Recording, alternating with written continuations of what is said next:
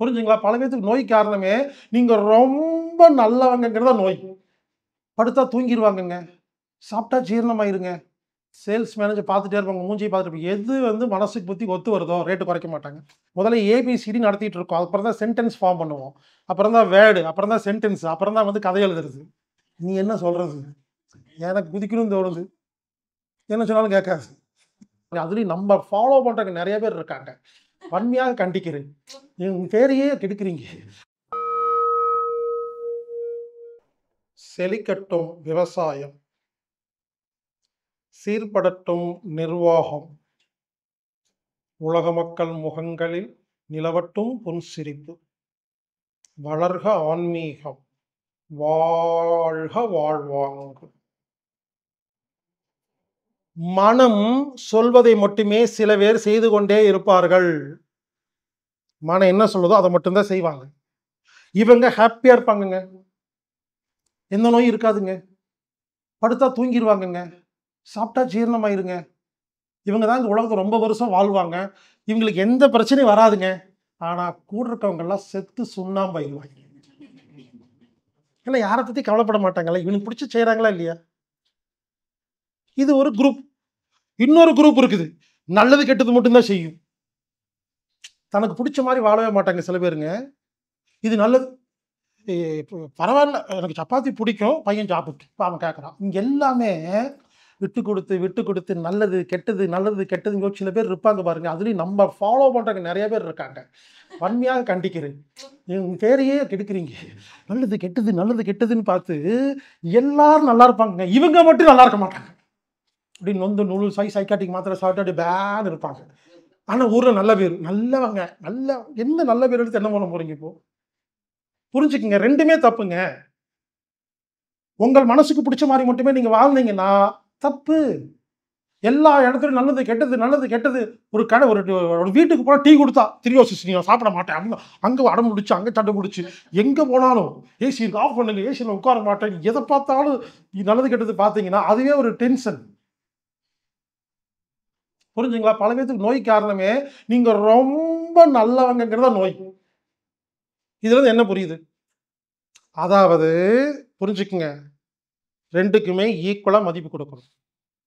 சில இடங்களில் மனசுக்கு பிடிச்ச மாதிரி வாழணும், சில இடங்களில் நல்லதை பார்க்கணும் அப்படின்னு எப்ப புரிஞ்சுக்கிறீங்களோ இதுவே ஞானம். பலர் எப்பொழுதுமே நல்லது கெட்டது தாங்க பாக்குறாங்க, தனக்கு பிடிச்ச மாதிரி வாழ்றதே இல்லைங்க. இவங்க எல்லாரும் பாருங்க துன்பத்துல, துயரத்துல, நோயில் இருப்பாங்க. அந்த வீட்டுல அவங்கதான் எல்லா வேலையும் செய்வாங்க, எல்லாத்தையும் அவங்கதான் பாத்துக்குவாங்க, எல்லாத்தையும் கவனிப்பாங்கங்க. இவங்களை யாரும் கவனிக்க மாட்டாங்க. இவங்களுக்கு எல்லா நோயும் இருக்கும். திட்டுவாங்க வேற, எல்லாத்தையும் செஞ்சுட்டு திட்டு வாங்கிட்டு உட்கார்ந்துருப்பாங்க. சில பேர் யாரை பத்தி கவலைப்பட மாட்டாங்க. யார் எக்கேடு கெட்டு போனாலும் பரவாயில்லன்னு சொல்லி வாழ்ந்துட்டு இருப்பாங்க. இவங்கெல்லாம் நம்ம கிளாஸ்க்கே வரமாட்டாங்க. இவங்க நம்மளை டிராப் பண்ணிட்டு போயிருப்பாங்க. எனக்கு அதுக்கு நல்லா தான் இருக்கிறேன் அப்படிமா. நீ போ, ஏன்னா தேவையில்லைங்க அவங்களுக்கு. அவங்க ஆல்ரெடி ஞானி தான், சுயநலவாதி ஞானி. ஞானிகள் ரெண்டு டைப்பு, சுயநலவாதி, பொதுநலவாதின்னு இருப்பாங்க. புரிஞ்சுக்குங்க, அதாவது உலகத்துல சாதிச்ச எல்லாருமே ஞானி தான். இன்டென்ஷன் தான் முக்கியங்கிறது. ஒரு அரசியல்வாதி ஞானி தாங்க, இல்லாமலாம் அந்த இடத்துக்கு நீங்க போய் உட்கார முடியாது. நீங்க ஒரு கவுன்சில் போஸ்ட் வாங்குறது எவ்வளவு கஷ்டம் தெரியுங்களா? நம்ம ஈஸியா மினிஸ்டர் திட்டிடுறோம், ஈஸியா திட்டிடுறோங்க. போஸ்ட் நம்ம வாங்க முடியுமா? அப்ப அதுக்கு ஏதோ ஒரு கலை வச்சிருக்காரா இல்லையா, ஒரு டெடிகேஷன் பண்றாரா இல்லையா? புரிஞ்சுக்குங்க, என்ன சொல்ல வரேன்னா, மனதின் வேலை பிடிச்சது பிடிக்கல என்று ஆராய்ச்சி செய்வது மனதின் வேலை. இது சில வினாடிகளில் முடித்துவிடும். இதுக்கு வேற ஒண்ணும் இல்லைங்க, ஜஸ்ட் பிடிச்சிருக்கா பிடிக்கலையா அவ்வளவுதான்.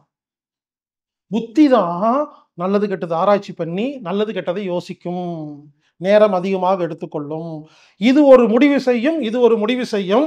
இந்த ரெண்டு முடிவுக்கு நடுவில் குழப்பம் ஏற்படும். இதான் குழப்பம். இப்போ ஒண்ணு கேட்கிறேன், மனசு போன உடனே ஒரு காரை பிடிச்சிருச்சு உங்களுக்கு, 4 மணி நேரம் கழிச்சு புத்தியும் அதே காரை சொல்லுது. இப்ப எப்படி இருக்கும்? மனசுக்கும் பிடிச்ச கார் அதுதான். அப்போ அந்த கார் நீங்க என்ன பண்ணீங்கன்னா விட்டு கொடுக்கவே மாட்டீங்க. சில நேரத்தில் அப்படிதாங்க, புடவை எடுக்கும் போது அப்படிதான். ஒரு புடவை மட்டும்தான் நமக்கு வந்து பிடிச்சிருக்கும், ரேட் கரெக்டாக இருக்கும், எல்லாமே கரெக்டாக இருக்கும். சேல்ஸ்மேன் இதை கண்டுபிடிச்சிருவாங்க. Note this point.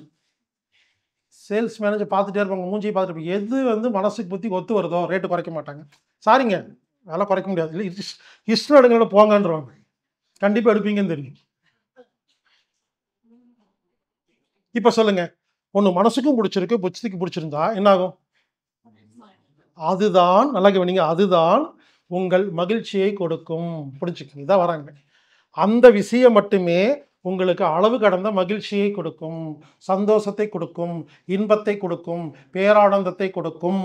அந்த மாதிரி விஷயங்கள் உங்கள் வாழ்க்கையில் மிகவும் குறைவாக இருப்பதுதான் வியாதி. அந்த மாதிரி விஷயம் அதிகமாக இருந்தா ஹாப்பினஸ். புரிஞ்சுக்குங்க. நான் மனம் சம்பந்தமா சில விஷயம் உங்களுக்கு சொல்லித்தர போறேன். அதை சொல்லி தரணும்னா இதெல்லாம் தெரிஞ்சிருக்கணுங்கிறதுக்காக முதல்ல பேசிக் கிளாஸ் நடத்திட்டு இருக்கிறேன். முதல்ல ஏபிசிடி நடத்திட்டு இருக்கோம். அப்புறம் தான் சென்டென்ஸ் ஃபார்ம் பண்ணுவோம், அப்புறம் தான் வேர்டு, அப்புறம் தான் சென்டென்ஸ், அப்புறம் தான் வந்து கதை எழுதுறது. ஏபிசிடியே தெரியாத ஒருத்தங்கிட்ட போயிட்டு ஒரு எஸ்ஸே எழுதுன்னு சொல்ல முடியுங்களா? அப்போ மனசுன்னா என்ன, புத்தின்னா என்ன, அது என்ன வேலை செய்யுதுன்னு தெரியாம எப்படி நான் உங்களை மகிழ்ச்சியாக வாழ்வதற்கு ஆலோசனை கொடுப்பது? அதனால நான் சொல்ற எல்லாத்தையும் இப்போதைக்கு அப்படின்னு நினைச்சு, அப்போ போக போக போக நான் பேசும்போது அங்க பேசுறது இது கேட்டாதான் புரியும். என்னோட வீடியோ அங்கங்க பார்க்குறவங்களுக்கு ஏன் தெரியுமா ஒண்ணுமே புரிய மாட்டேங்குது. பேசிக் ஒன்று நடத்தியிருப்பேன். அந்த வீடியோ நீங்க எடுத்தோடனே டைரக்டா கிளைமேக்ஸ் வீடியோ பார்த்துருப்பீங்க. இப்போ புரியாதுங்கிறாங்க. இப்போ இதுவரை நாம் புரிந்து கொண்டது என்னவென்றால், ஆன்மா என்பது மனதின் ரூபத்தில் தான் வாழ்கிறது. மனம் என்பது பிடிச்சது பிடிக்கலை என்பதை ஆராய்ச்சி செய்வது. இதற்கு நேரம் மிகவும் குறைவாக தேவைப்படும். இது எதை பத்தி கவலைப்படாது. புரிஞ்சுக்குங்க, இந்த வார்த்தைக்கு அர்த்தம் இருக்குது. எதை வேணாலும் பிடிச்சிருக்குன்னு சொல்லிடும். அது முடியுமா முடியாதாலாம் தெரியாது. இது பிடிச்சிருக்கு பிடிக்கல மட்டும்தான் சொல்லும். இதுதான் முடியுமா முடியாதா, ஆகுமா ஆகாதா, நடக்குமா நடக்காதா, தேவையா தேவையில்லையா, செருப்படி விழுகுமா விழாதான் சொல்லும்.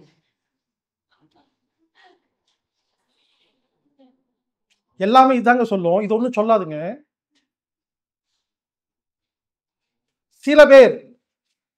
சில பேர் இதை மட்டும்தான் பயன்படுத்துகிறார்கள். இதுக்கு வேலையே கொடுக்கறது இல்லை. இவங்களுக்கு தான் நோய் வரும். குறிப்பாக சைக்காட்டிக் நோய் வரும். நீ சைக்காட்டிக் மாத்திரை சாப்பிட்ற எல்லாருமே இங்கிருந்தே திங்க் பண்ணிட்டு இருப்பாங்க, இங்க வரவே மாட்டாங்க. சில பேருங்க இங்கே தாங்க இருப்பாங்க, இங்க வரவே மாட்டாங்க. உங்க குழந்தை இருக்கு இல்லைங்களா, உங்க குழந்தைய வச்சே கண்டுபிடிச்சிடலாம். உங்க ஒரு சில குழந்தை இங்கிருந்து வேலை செய்யும், ஒரு சில குழந்தை இங்க நீங்க பார்க்கலாம். சில குழந்தைகள் பார்த்தீங்கன்னா நடக்காதுங்க, கால் வச்சு மெதுவா நடந்துச்சுனாவே இங்க வேலை செய்யுதுன்னு அர்த்தம். அப்படி எகிரி குச்சி தான் ஓடும். அந்த கால் அப்படியே டக்கு டக்குன்னு போகும், எகிரி குச்சி ஓடி ஆடி குதிச்சுட்டு இருக்கும். எது சொன்னாலும் கேட்காது. நம்ம என்ன பண்ணுவோம், குழந்தை தானே அப்படி நினைச்சிட்டு இருப்போம். அது என்ன பண்ணுது, இங்கிருந்து மட்டும்தான் வேலை செய்யுது. அதுக்கு பிடிச்சா செய்யும், பிடிக்காட்டி செய்யாது. சில குழந்தைகள் இருக்கும். சில குழந்தைகள் சொன்னா கேட்டுக்கும். தங்கம், என் அம்மாவை கடைக்கு போயிட்டு வரேன், பாத்ரூம் போயிட்டு வரேன், இங்க உட்காருன்னு சொல்லி பாருங்க, சரிமான்ட்டு ஒன்று உட்கார்ந்துருக்கும். இது இங்கிருந்து வேலை செய்யறது. இன்னொன்று சரிமான்னு சொல்லிட்டு போனவொன்னு வச்சுக்கிட்டு ஓடும், அது இங்கிருந்து வேலை செய்யுது. நீ என்ன சொல்றது, எனக்கு குதிக்கணும்னு தோணுது, என்ன சொன்னாலும் கேட்காது. ஏதோ குழந்தையா இருக்கும்போது பரவாயில்லைங்க, அட்ஜஸ்ட் பண்ணிக்கலாங்க. அதுக்கெல்லாம் பெருசா வீட்டுக்குள்ள வந்துட்டு பண்ற கொடுமை இருக்கு பார்த்தீங்களா?